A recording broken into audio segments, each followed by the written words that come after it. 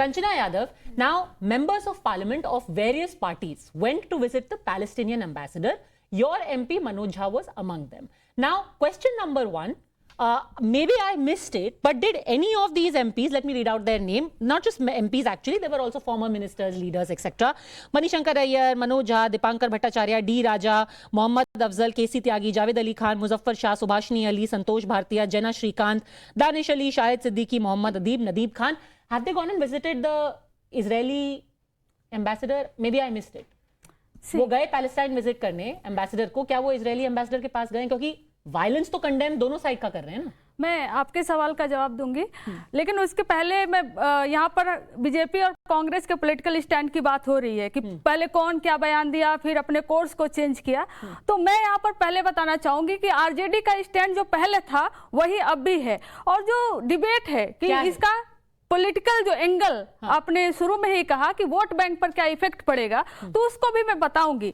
और मेरी पार्टी जो पॉलिटिकल पार्टी है वो संवाद में बिलीव करती है, विवाद में नहीं बिलीव करती है, और उसी के चलते हमारा शुरू से स्टैंड रहा है कि जो हमास का एक्शन है उसका कोई जस्टिफिकेशन नहीं है, लेकिन जो एक्शन बाद में इजराइल के द्वारा लिया जा रहा है, जिसमें महिलाएं मारी जा रही हैं, बच्चे मारे जा रहे हैं, हॉस्पिटल को डिमोलिश किया जा रहा है, उसको भी हम जस्टिफाई नहीं कर सकते। इसलिए हम यहाँ पर पीस में बिलीव करते हैं, और बिकॉज हम गांधी के लैंड से आते, हमारे देश में पूरे फ्रीडम मूवमेंट को हम उठाकर देखें तो पूरा फ्रीडम मूवमेंट में जो सबसे अहम और सबसे सिग्निफिकेंट रोल जो प्ले किया था वो नॉन वायलेंस मूवमेंट था, और उसी नॉन वायलेंस मूवमेंट को और अम्बेडकर के सिद्धांत को देखते हुए और बुद्ध की धरती से आते हैं, तो हमारा एक ही स्टैंड है, वो पीस का स्टैंड है। वो चाहे हमास ने अटैक किया तो हम उसको भी जस्टिफाई नहीं किए, हम उसको भी कंडेम किए, लेकिन आधिकारिक मंच से ये स्टेटमेंट दिया गया कि हम हमास को कंडेम करते हैं और आधिकारिक के साथ खड़े। आपने हमें आज बुलाया है यहाँ पर, हम आकर हम अपने 14 दिन हो गए आपसे, तो आपके किसी नेता जस्टिफाई कर रहे हैं। अगर राष्ट्रीय जनता दल की प्रवक्ता के नाते ये हमास को खारिज कर रही है तो इनकी बात सुनी जानी चाहिए। बस एक बात मैं कह दूं, कंचन जी को शुभकामनाएं, अच्छी इस तरह की बातें करें, लेकिन ये फेक न्यूज निकली, इजराइल ने हॉस्पिटल पर नहीं बरसाया है और बाकायदा इसकी टाइमलाइन आ गई। ये डिबेटेबल है। नहीं, लेकिन आपने कहा था या तो आप दोनों तरफ का बताएं। प्रोपेगेंडा मत कीजिए। नहीं, प्रोपेगेंडा आप कर रहे हैं। श्याम तिवारी प्रोपेगेंडा के अलावा आप कुछ कर नहीं पा रहे हैं। मैंने बताया है क्या भारत के अलावा आप उनको इंटरप्ट करके प्रोपेगेंडा कर रहे हैं? Simply why? Because we have at times now in detail debunked exactly what the facts on ground are, craters को compare करके etc etc. That being said, politically आप कह रही हैं इसका कोई असर नहीं होने वाला है। मैं आपको ये भी मैं इसलिए कह रही हूँ मैम, क्योंकि इजराइल पैलेस्टाइन का जो कॉन्फ्लिक्ट है उसकी एक हिस्ट्री है, और इसके पहले भी इलेक्शन, चाहे नेहरू जी की सरकार बनी हो, इंदिरा जी की सरकार बनी हो, वाजपेयी जी की सरकार बनी हो, या अभी चाहे नरेंद्र मोदी जी की सरकार 2014 में बनी हो, इसके पहले उसका वोट बैंक पर कोई इफेक्ट नहीं रहा। ये डिस्कशन जो हो रहा है एक इंटेलेक्चुअल जो पढ़ी लिखी लॉबी है जहां तक पहुंच पा रही है ना, इसको बनाने की कोशिश की जा रही है कि ये बन जाए। ऑफ कोर्स जो पॉलिटिकल पार्टी है, क्योंकि जो सेंटर में है, जो गवर्नमेंट में है, उसका स्टैंड पहले क्या आया, उसका स्टैंड सिर्फ इजराइल के सपोर्ट में आया, इजराइल को बोला है ना, लेकिन बाद में उसने अपने जब दबाव में आकर अपने उसने कोर्स को बदला, तो ये साफ दिख रहा है कि वो उसका जो political stand Atal Bihari Vajpayee government के टाइम पर थी, फिर वो अपने पॉलिटिकल स्टैंड पे जाने की कोशिश कर रही है। Important point, Siddharth Yadav, most people are also wondering that the prime minister within the first 2 days had spoken twice to the Israelis. However, the first call to Palestine was made only after 13 days. Is India or the BJP also, in a sense, siding with Israel because on the other side are Muslims, to put it very crudely? No, I thank you. ये आपका अपना vote bank politics. नहीं, thank you that you're putting it so crudely. West Bank to vote bank. Thank you. West Bank to vote bank. नहीं, thank you आप इतना इसको crudely रख रही हैं, because I think clarity must be done. Point number one, when the attack on Israel happened, there can be no condemnation or no sympathy for Palestine. Nothing happened to them. 5,000 rockets flying in a country on a holy day of theirs, when people are sleeping, enjoying the best day of the year, and thousands of people dead. And should we go for appeasement and say like Congress party, that no, thousands of people have died, but we have a long-standing commitment, so we will not condemn it. We'll not condemn terrorism because probably we have domestic ramifications for that. We won't do it. That is point number one. Point number two, our stand for Israel, for Palestine is the same. Why does the opposition want to jump the gun? When did we say in our initial comment that we are changing our stand? Now, Ghanshyam ji is very concerned about global media. The New York Times had put out a headline yesterday that the Israelis bombed the hospital in Gaza, and they subsequently had to change it and put a clarification that it's not clear. Don't go for foreign media so much, sir. Okay. And my third point, Ghanshyam ji was so desperate to prove it that the Israel is bombing it. This is for domestic reasons. Okay. He wants to prove for the domestic reasons that Israel is the villain. We are standing with the people of Palestine, but I must tell you, sir, Palestine and Hamas are different. If you fight against Hamas, you will fight for Palestine. No, You'll just a second. save I think the more direct question he wanted to ask was... Becoming a vulture, propagating fake news. And you are propagating allow me. fake I did not news interrupt. yourself, sir. I did not interrupt. You are propagating fake news saying I did not interrupt. people I should did not not propagate interrupt. fake news. It's disrespectful to the viewer if you continue to interrupt. I did say Okay, one half at a a time. sentence. Yes. Absolutely. Go ahead. Becoming a vulture, unfolding your IT cell to propagate fake news, not calling them a single. Now, I have single an objection minister. to I did Okay, not one at interrupt. a time. How can I I did not not interrupt. object I to did not interrupt. Unsubstantiated fake claims can't go uninterrupted. No. I did not interrupt. Please. Sir, you take I did names. not interrupt. Okay, You gave gentlemen, examples, I love you. This is nonsense. time out for 10 seconds. Have the decency. I am again saying, be specific. Be specific. I am specific. No rhetoric. People. Was he specific? Come on. I am very specific. This is not a nuclear Of what debate. statement we This made, is what is our absolute stand? nonsense. Of I have to be IT allowed. cell, what is this, sir? I will give everyone 10 seconds to breathe. Sanjay Jha speak. 10 seconds everyone breathe. 10 seconds everyone breathe. Sanjay Jha respond. And I will ask a more direct question. Sanjay Jha speak. Sanjay Jha speak, please. Yeah, Padmaja, I just want to make 2 points. Number one, you'll remember when the Taliban took over Afghanistan after the US made their clumsy exit. I remember the quotes of the BJP leaders in India talking about everybody who was in opposition as a Talibani, who was playing the most vulgar, crude politics with the entire Taliban issue? The BJP. Now, let me tell you how desperate this party has become. Even American Jews, even Jews in Israel who are secular liberal are opposing Netanyahu government for the invasion of Gaza.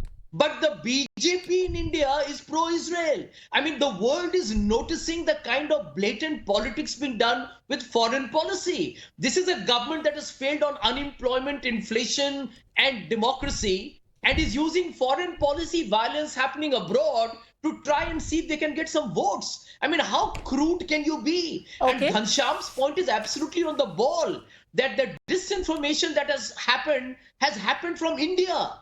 We are the people, the right-wing ecosystem led Name by the specifics. BJP IT cell is Name responsible for specifics. Name specifics, sir.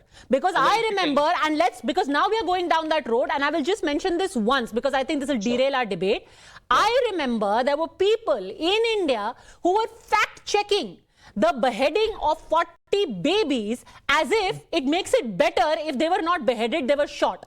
Imagine a country which has been attacked. 1,300 citizens have been killed, had to furnish proof, had to show pictures of dead children, of blood-soaked cribs in order to say, please don't call us liars. Our citizens were actually killed, beheaded, raped, chopped up.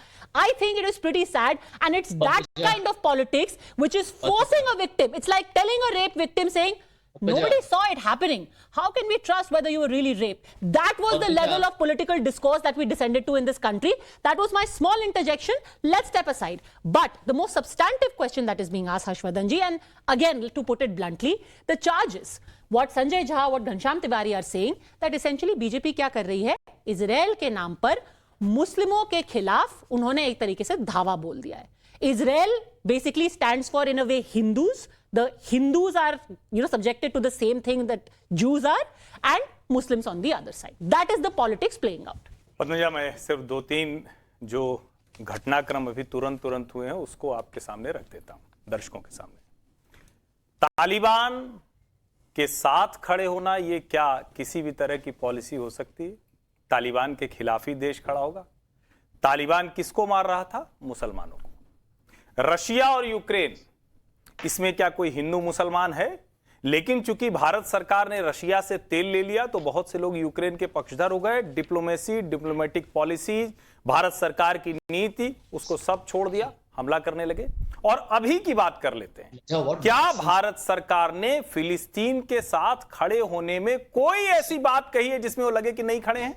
लेकिन जिस Gaza पट्टी को फिलिस्तीन के लोग नहीं मान रहे हैं, जिस गाजा पट्टी पर हमास के कब्जे को आतंकवादियों का कब्जा बता रहे हैं, और कमाल की बात यह कि अभी तक किसी ने भी, न तो भारत सरकार की तरफ से, न भारतीय जनता पार्टी की तरफ से, हां यह जरूर है कि दूसरी तरफ के ट्रोल्स, फैक्ट चेकर्स और पॉलिटिकल पार्टीज के लोग जरूर हैं जो दुनिया भर में आर्टिकल्स लिख रहे हैं और कह रहे हैं कि डिसइंफॉर्मेशन यहां से आई, जबकि किसके ऊपर आरोप लगे? New York times. किसने गलत दिखाया? अल जजीरा। किसको इजरायली डिफेंस फोर्स के स्पोक्स पर्सन ने करेक्ट किया कि जब हम बोलते हैं तो आप कह रहे हैं कि दिस इज अनवेरिफाइड, और जब हम हमास का प्रवक्ता बोलेगा तो आप कहते हैं कि ये हुआ है। ये बड़ी बारीक सी लाइन है, ये करना बंद करना चाहिए। अब दुनिया सब समझ जाती है ये पुराने तरीके हैं, फ्रॉड अब चलता नहीं है। ये रेटोरिक्स ना, ये आईटी सेल, ये ट्रोल, ये नॉनसेंस, ये वल्चर, ये सब अब चलता नहीं है। अब बड़ी आसानी से आप एक्सपोज हो जाते हैं। Vinod ji and then Ghanshyam. देखिए, हमें थोड़ा फर्क करना पड़ेगा स्टेट एक्टर्स और नॉन स्टेट एक्टर्स।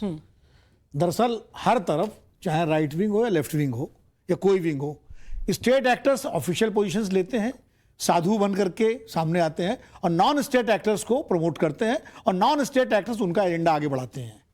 तो जो बात है कि नॉन स्टेट एक्टर्स जो चाहे वो कर रहे हैं, दोनों तरफ से, इधर से भी उधर से भी, और ये बात सही है। तो आप कह रहे हैं कि बीजेपी के बिहाफ पे नॉन स्टेट एक्टर्स मुस्लिम इस्लामोफोबिया फैला रहे हैं? मैं बीजेपी के कांग्रेस के बिहाफ की बात ही नहीं कर रहा हूं। नॉन स्टेट एक्टर्स हैं। बीजेपी के बिहाफ से तो आप स्टेट एक्टर्स करते हैं। आप member of parliament Ramesh Bidhuri, आप उनको तो रमेश बिदुड़ी, मैं बता रहा हूं बीजेपी की तरफ से तो it's a badge of honour for BJP members of parliament and leaders. It's a badge of honour to pursue hate. This is how they rise, whether it is Adityanath, whether it is Ramesh Bidhuri, this is a badge of honor. So you talk about, you don't, I'm just telling that please don't be so nervous. अलग से दिया जाए, उसमें इतनी मुश्किल है, वो जो कह चुके हैं उसको जस्टिफाई नहीं कर पा रहे। आपको 30 सेकंड एक्स्ट्रा। आपको प्रोपेगेंडा मुबारक, आपके हिसाब से। एक सेकंड, आपके बीच में नहीं बोला, आपके बीच में नहीं बोला, आपको प्रोपेगेंडा मुबारक। नहीं, आप तो बीच में ही बोले, विनोद जी बोल रहे हैं, आप कह रहे हैं दूसरों को, लेकिन आप बीच में बोले। प्रोपेगेंडा मुबारक, लेकिन जज मत बनिए। There is an anchor here. अच्छा, कमाल है, कोई दूसरा बोलता है तो प्रोपेगेंडा हो गया।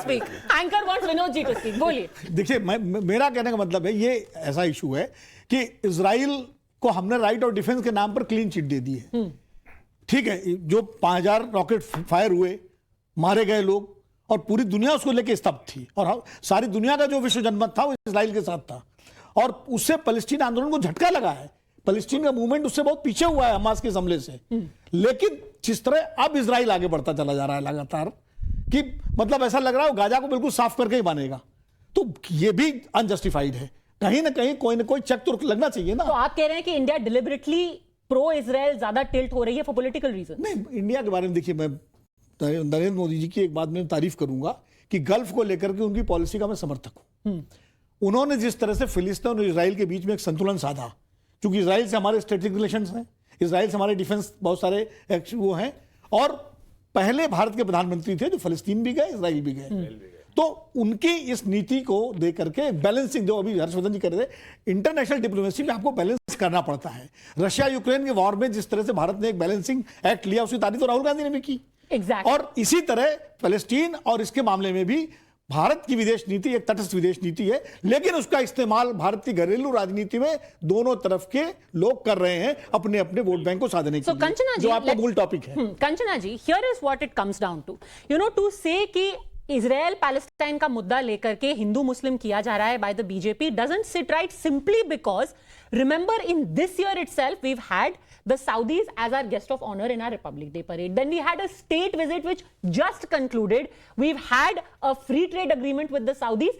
Anyone would agree कि अभी मिडिल ईस्ट और इस्लामिक वर्ल्ड के साथ जो रिश्ते इंडिया के हैं वो पहले के मुकाबले कहीं ज्यादा गहरे, कहीं ज्यादा बड़े हैं. On the other hand, you have got other political parties who seem to be more inclined to side with Palestine, and it is being interpreted. Again, let me bring it down to, आप कह रहे हैं कि भाई ये India में कोई resonance नहीं है. जब हमास का पॉलिटिकल लीडर कहता है कि this is not about Palestine, Muslim Ummah should come out on the streets. Pakistan कल बगल में कहता है मुस्लिम उम्मा की फाइट है. Then how can the politics of the country with the second largest Muslim population in the world remain unaffected? See madam, मैंने पहले भी कहा था कि यहाँ पर जो बायलैटरल नहीं, इवन द मल्टीलैटरल डायलॉग की जरूरत है, और इंटरनेशनली जो इंटरनेशनल लॉ ऑफ जस्टिस है उसको काम करना चाहिए. जिस तरह से इस पूरे प्रोपेगेंडा को बनाने की कोशिश की जा रही है और ये लग रहा है कि इसको भुना लेंगे या 2024 के वोट बैंक में कोई फर्क पड़ेगा या अपकमिंग इलेक्शन जो 4-5 स्टेट में है उस पर कोई फर्क पड़ेगा, तो इस पर कोई फर्क नहीं पड़ेगा. इंडिया में हमेशा जो इलेक्शन हुए हैं इसमें वोट बैंक का जो ट्रांसफर हुआ है, खासकर अगर हम इतने बिग लेवल पे इंडिया और पाकिस्तान के इशू को छोड़ दे तो वहां पर इलेक्शन जो वोट बैंक का ट्रांसफर होगा, और इस बार खासकर 2024 में जो होगा वो महंगाई पर होगा, और इस पर भी होगा कि हंगर इंडेक्स में इंडिया 111वें नंबर पे इसी मोदी जी की सरकार में क्यों पीछे आई, और इस पे वोट बैंक शिफ्ट होगा कि मणिपुर में कॉन्फ्लिक्ट चल रहा था तो हमारे प्रधानमंत्री जी एक बार भी वहां पर विजिट करने क्यों नहीं गए. उस पर बोलते हैं तो 2 मिनट के लिए 4 मिनट के लिए बोलते हैं, उस पर वो खुले एकदम स्पीच आकर क्यों नहीं बोलते कि हमारे ही देश का एक स्टेट है और हमारी ही सरकार है, वहां को हम स्टेब्लिश करें. तो ये पॉलिटिकल प्रोपेगेंडा भले खड़ा करने की कोशिश किया जाए, बट ये 2024 में ना वर्क करेगा ना आने वाले इलेक्शन में वर्क करेगा. इसलिए यहाँ जरूरी है कि इसके इलेक्शन के नजरिए से ना देखते हुए इंटरनेशनल लॉ ऑफ जस्टिस. तो हमास को डिनाउंस क्यों नहीं करते ओपनली? मैं अपनी पॉलिटिकल पार्टी की तरफ हम जस्टिफाई नहीं कर रहे. हम बोले कि हम हमास के एक्टिविटीज को जस्टिफाई नहीं कर रहे. बता दीजिए, मनोज झा जी पैलेस्टीनियन एम्बेसडर से मिलने गए, क्या वो इजराइल के जब हम पैलेस्टाइन के बच्चों को, जो महिलाएं हैं, जो इनोसेंट है, उनको मारा जा रहा है, आप एक्शन में रिटेलिएशन में आप इनोसेंट को मार रहे हैं. आप हमास पे एक्शन लीजिए, हमास पे एक्शन. बच्चों को मार दें, बिल्कुल नहीं मारना, पर आप हमदर्दी नहीं कर रहे. दुनिया की पावरफुल कंट्रीज, अरे आप वाली पार्टियां ऐसी सोचती हैं कि इसका जवाब पत्थर में जवाब. अगर आप बात पूरी करने दीजिए, उनकी बात पूरी नहीं. जब एक्सक्यूज मी, जब बोले कोई दूसरा, आप बहुत ज्यादा इंटरप्ट कर रहे हैं. माना कि आप केंद्र में है, सरकार में, पर इतना भी इन्फ्लुएंस मत दीजिए कि अदर स्पीकर को बोलने न बोले. सबसे कम बोल रहे हैं, 2 लोग खड़े हैं. ठीक है, मैं अकेला ही हूं वैसे तो वही मैं कह रही हूं कि इस पे जो इंडिया का हमेशा से स्टैंड रहा, चाहे इनिशियली वो 2 राज्य स्टेट थियरी को विरोध करता था, लेकिन बाद में उसके समर्थन में आया. और गांधी जी ने और बहुत सारे लोगों ने बोला, इंक्लूडिंग दैट अटल बिहारी वाजपेयी जी, 2016 में सुषमा स्वराज जी जब विदेश मंत्री थी, उन्होंने खुलकर ये कहा कि फिलिस्तीन. बट मेरा मूट क्वेश्चन था, उसका जवाब आपने नहीं दिया कि आपकी पार्टी के नेता पैलेस्टाइन के एम्बेसडर से मिलने गए, इजराइल के एम्बेसडर से क्यों नहीं मिलने गए? अगर आप कह रही हैं कि आपकी पार्टी का स्टैंड है, हमारे पार्टी का एक स्टैंड है, वो स्टैंड है हम किसी भी तरह के वायलेंस को कंडेम करते हैं. हमारे पार्टी का यही स्टैंड है. I think a lot remains unsaid, and those things which are unsaid are understood very well by people, by voters. Everything is being watched very carefully with elections, and make no mistake, political parties may think that certain things are happening far away, the voter doesn't really care. Message matters. I'm going to leave it at that. Thanks very much, all gentlemen, and Kanchana Yadav ji for joining me here on the National Debate.